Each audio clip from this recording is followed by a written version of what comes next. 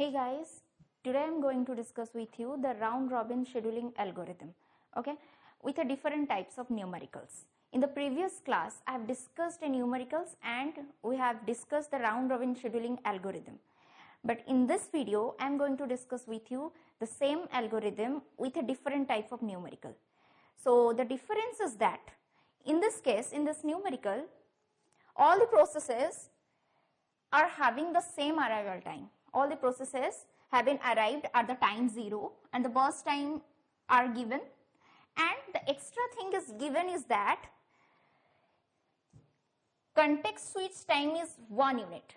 Here the extra thing that is given is what? Context switch time is 1 unit, and we have to find out the average waiting time, turnaround time, response time, and we have to find out number of context switches, and we will also find out the CPU utilization. So here the time quantum is given is 3 unit of time. Time quantum is what? 3 unit of time. So now first of all we have to understand what is that context switch. Okay, this is the ready state and this is the running state.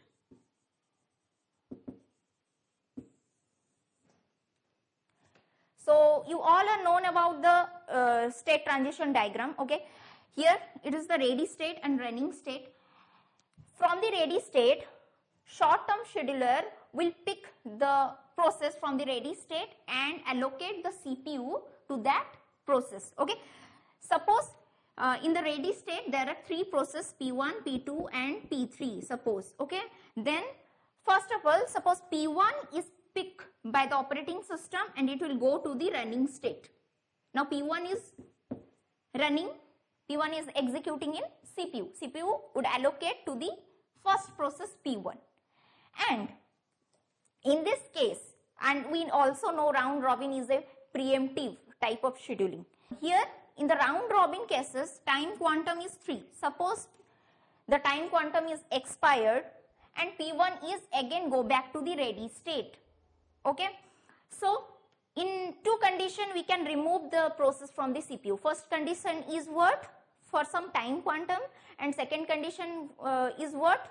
The process is having higher priority than the process which is running in the CPU. At that condition we can remove the process from the CPU and preempted from the CPU. So now if there is another 2 process P2, P3 is there in the ready state and after the time quantum expired, now P1 is removed from the CPU. Okay, it is preempted from the CPU and it will go back to the ready state. This process is known as preemptive or preemption.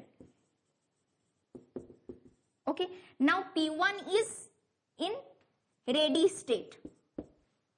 Okay, so P1 is partially executed. Now suppose P2 is there and P2 is higher priority and P2 will go back to the running state again. Okay, so this phenomenon, that is preemption of the P1 to the ready state and again allocate the another process to the CPU. This changing of the states of the processes, the changes of the states of the processes from like running to ready, ready to running, again running to ready, ready to running. That phenomenon is known as context switch, context switching, one state to another state. In context switch, what is context? What is there in context? क्या होता है इस context switching में? Actually in context switching, suppose P1 is go to the ready state and again after the completion of P2, P1 again go to the running state. Now P2 completes its execution. Now the turn of the P1 is there and P1 is again go to the running state. Now what is happening in context? In context, the state of the process is saved. Okay, suppose in the first go P1 completes its 30%. Okay, when P1 is preempted from the CPU and go to the ready state, suppose P1 completes its 30% of execution. Now this data, all the data of the P1, all the state, all the data about the P1 is first stored. After the storing of the data, then only P1 preempted to the ready state, not before that. Okay, this 30% of data will stored in CPU, then thereafter the P1 will be preempted. Okay, why so? So that when P1 again picked by the short-term scheduler and when it will again go to the running state, then it will execute from this position onward, after the 30% onwards, not from starting, not from this side. It will again execute from this side onwards after 30%. In context, there are all the data stored in the CPU about the process, the state of the process, the data of the process will stored in the CPU, and then after the process will preempted. Okay, that is known as context switch, and the timing it will take from running to ready state and storing of data in the CPU, then again another process will allocate to the CPU.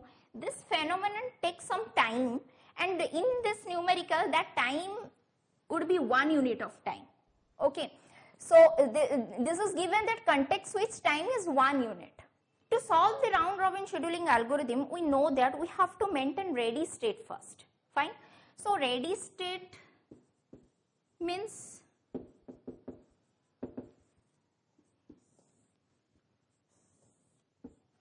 at what time a process is come to the ready state and at what time it will be picked by the operating system to the CPU. Okay, first we will maintain the ready state. So see, we can see all the processes have arrived at the ready state at 0 unit of time. Fine, all have come at the same time. We have to go through the order of writing the process. That is P1, P2, P3, P4, P5, because round robin scheduling algorithm works as same as first come first serve algorithm, and as the arrival time of each and every process are same, so you have to follow the first come first serve algorithm, first come first serve scheduling algorithm. That's the order of writing the process. So P1, P2, P3, P4 up to P5. Now we have to draw the Gantt chart.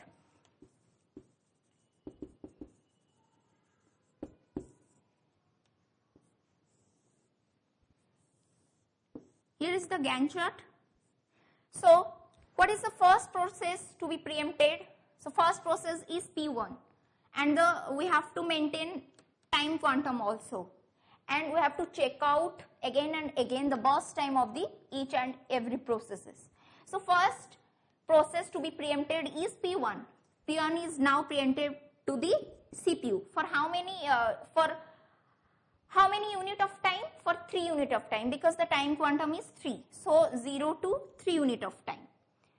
So it is not like that you have to execute P1 for 3 unit of time, again you have to preempted now P1 to the ready state. You have to check the burst time also. Is there any time that it will require to complete its execution? Okay, fine. So burst time of the P1 is 8 unit of time, and the time quantum expired at 3 unit of time. So remaining time is 5. So now P1 will be preempted. P1 is now in ready state again. Next process is P2. Don't took P2 directly to the CPU and execute the P2 for 3 unit of time quantum. That is not right, because we also take, because another extra thing is given is that what?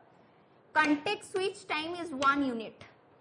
So the preemption of the process, again another process will picked by the operating system to the running state and stored of the process. All this phenomenon take time, that is 1 unit of time. So that 1 unit of time CPU would be idle. Okay. So for 3 to 4 unit of time CPU would be idle. Okay. After that, at 4 unit of time, next process is P2. We put the P2 into the CPU.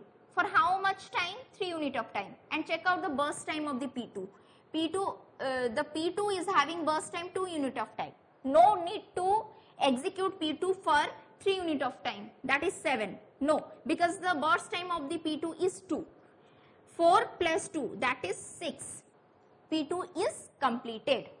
So 6 to 7, it will again idle. At 7 unit of time, we put P3 into the CPU. So P3, check out the burst time. The burst time of the P3 is 7 unit of time, and we take time quantum, that is 3.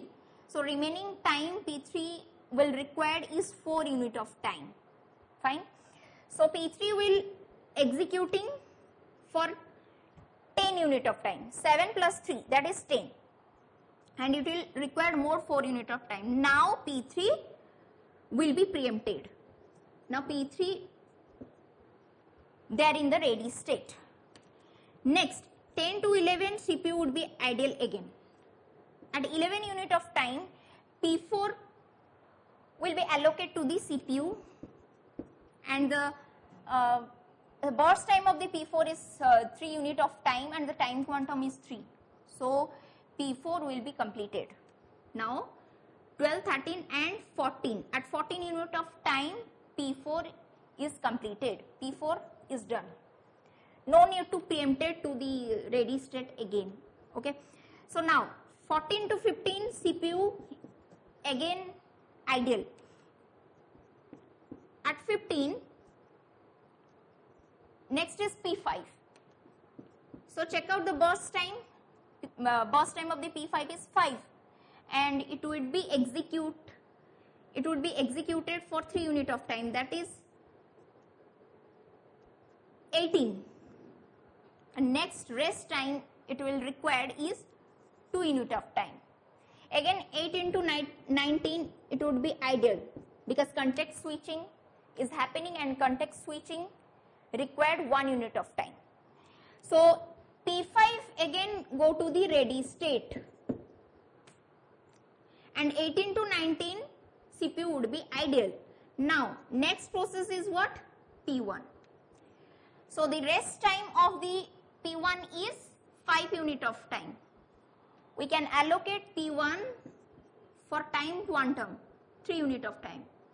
At the time 22, time quantum will be expired, and it will require more 2 unit of time. Okay. So now P1 preempted to the ready state. Now 22 to 23, it will again idle, and at the time 23, next process is P3.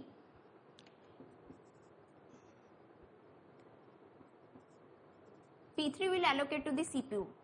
So check out the burst time of the P3, 4 unit of time. So we took time quantum 3 unit of time. Then P3 would execute for 26, and it will require more 1 unit of time. So P3 will be preempted again. P3 now in ready state. Fine. Then 26 to 27, it will be ideal. Fine. So at 27, next process is P5. So check out the burst time of P5, that is 2 unit of time, but the time quantum is 3. So no need to execute the P5 to the CPU for 3 unit of time, because at 2 unit of time it will be completed. So complete the process.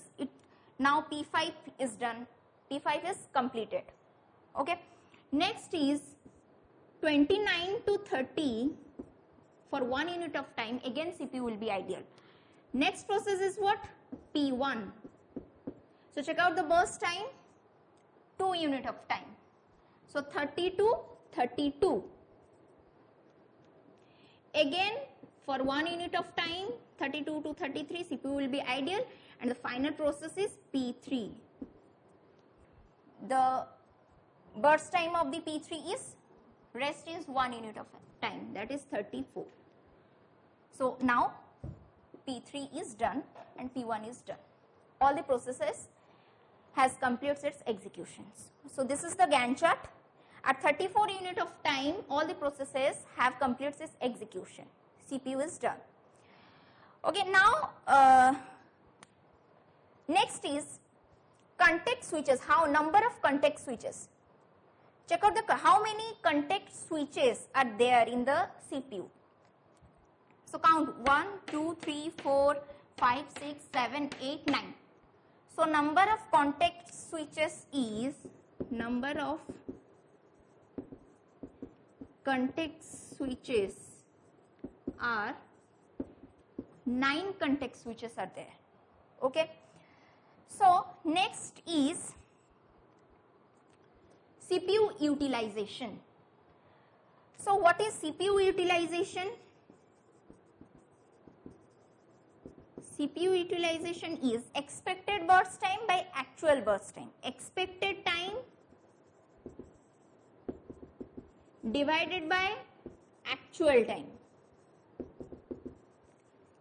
See, the actual time, at what time all the processes has completes its execution? At time 34, including all the context switches. At 34 unit of times, CPU completes all its works. So actual time is 34, but expected time is what?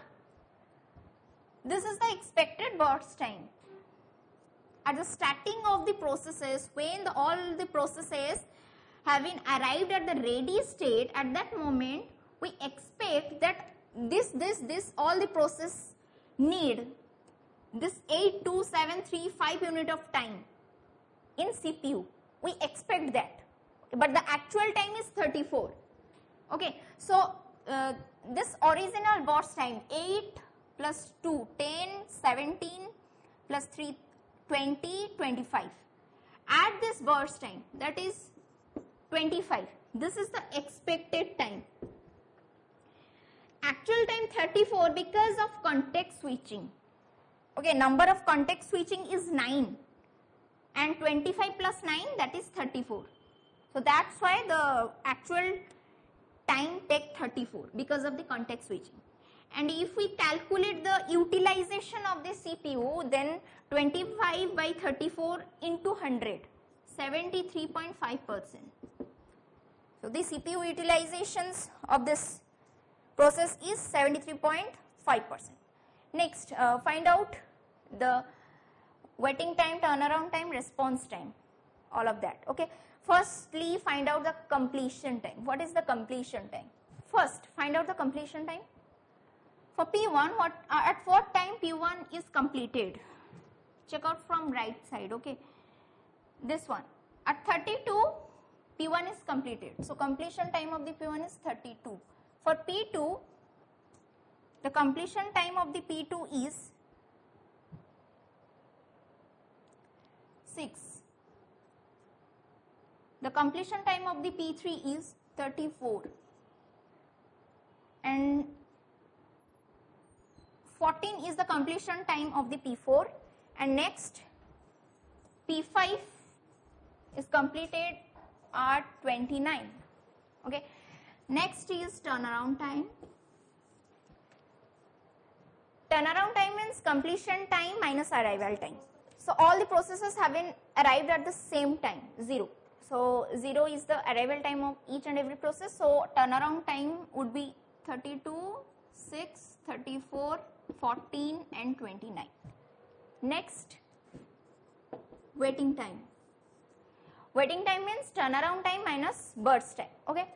So check out, we will take the actual burst time, not this 5, 2, 4, 1. We will take the actual burst time, that is 8, 2, 7, 3, 5. Okay. So turnaround time minus burst time, 32 minus 8, 6 minus 2, that is 4, 34 minus 7, that is 14, then 14 minus 3, that is 11, then 29 minus 2, that is 27. These are the waiting time. And next, find out the response time. the arrival of each and every process is 0, and at what time P1, the response time of the P1 is 0. Okay, so that is 0. For P2, the time, at what time P2 is allocated to the CPU after the arrival of this process, that is 4. Don't take this 3 or 6. Okay, the 6 is the completion time, and this 3 to 4 CPU would be idle, and we will take this time 4 unit of time. So response time of the P2 is 4 because arrival time of the P2 is 0. For P3, that is 7. For P4, the response time would be 11. For P5, response time would be 15. And if you want to find out the average waiting time, response time and turnaround time, just add this turnaround time and waiting time divided by 5 number of processes. So I guess you can find out the average waiting time, turnaround time and response time. Next is the flowchart of this round robin algorithm. So this is the flowchart of round robin scheduling algorithm. Okay, first all the processes are in ready state, and in ready state process will be picked by the operating system, will be picked by the short term scheduler and allocate the CPU to that particular process for some time quantum. Suppose here first the process is picked from the ready state to the running state, and now check out, burst time is less than time quantum. There is some time quantum is there, suppose time quantum is 3 unit of time, and the burst time of that particular process which is picked by the short term scheduler is 2 unit of time. So the condition is true, fine, burst time 2 is less than 3. So if the condition is true, then go through this, execute till completion. So it will complete its 2 unit of time. No need to complete, no need to execute for 3 time quantum because burst time is less than time quantum. This is the burst time. Okay. Then after executing till the completing of that process, it will be simply terminated. Another situation may arise if burst time is not less than time quantum. Maybe it will equal to the time quantum. Where the process is having burst time, let us, that is 3 unit of time. So the burst time and time quantum is same. At that moment, what will happen? If no, then has process completed its execution? If the burst time of that process is 3 unit of time, then simply it's terminate. It will complete its 3 unit of time. It will not preempted again to the ready state because the time quantum is 3 and burst time is also 3. No need to preempted again to the ready state. So has process completed its execution? Yes, it will complete its execution for 3 unit of time. Then it will simply terminate it. Okay. Another situation may arise if it is bigger than time quantum. If burst time is not less than time quantum, it may be greater than time quantum if this the burst time of that process is 5 unit of time, suppose. So 5 is greater than 3. So what will happen? So it will require, if the time quantum is expired after 3 unit of time, it will take more 2 unit of time to complete its execution. So again it will be preempted to the ready state. So has process complete its execution? If no, then it will, that process preempted to the ready state again to complete the rest 2 unit of time. Okay, again it will check if burst time less than time quantum. Yes, 2 is less than 3. Now if yes, then execute till completion and it will be terminate normally. So this is the simple flow chart of this round robin scheduling algorithm. Okay, see you in the next video. Till then, take care. Bye bye.